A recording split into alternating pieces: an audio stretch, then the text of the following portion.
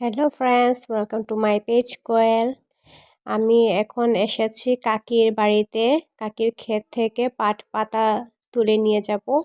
কেউ এই পাতাটাকে পাট পাতা বলে বা নালি পাতা বলে, নালি শাক বলে, অনেকেও অনেক কিছুই বলে।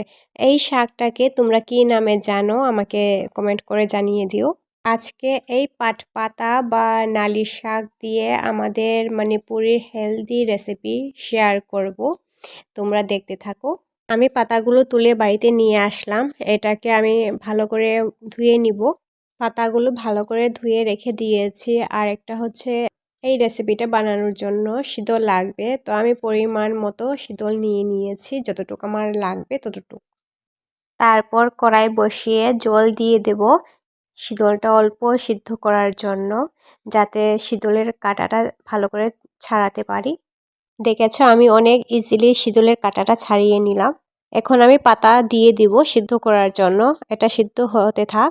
এক সাইডে আমি পেঁয়াজ তিনটে নিয়েছি ভর্তা বানানোর জন্য, আর সাথে কাঁচা লঙ্কা আর শীতল পুড়িয়েছি অল্প, এটা দিয়ে ভর্তা বানাবো। শীতল পুড়িয়ে নিয়েছি। এখন এটাকে ভালো করে ধুয়ে তারপর পরিমাণ মতো লবণ দিয়ে গ্লাস দিয়ে পেস্ট করব, লবণ, মরিচ আর শীতল। তো আমি গ্লাস দিয়েই পেস্ট করি যাতে আমার হাতটা না জ্বলে। পেস্ট করার পর কেটে রাখা পেঁয়াজগুলো ভালো করে মিক্সড করে নেব। মিক্সড করার পর কমপ্লিট হয়ে গেল শীতল ভর্তা বলো বা পেঁয়াজ ভর্তা, কমপ্লিট হয়ে গেছে।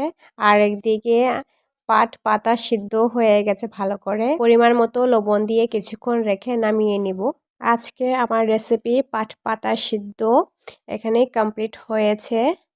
তো ফ্রেন্ডস, তোমরা যদি চাও তোমরাও বাড়িতে ট্রাই করতে পারো। এটা হেলথের জন্য অনেক উপকার পাওয়া যায়। আবার দেখা হবে নেক্সট ভিডিওতে। সবাই ভালো থেকো।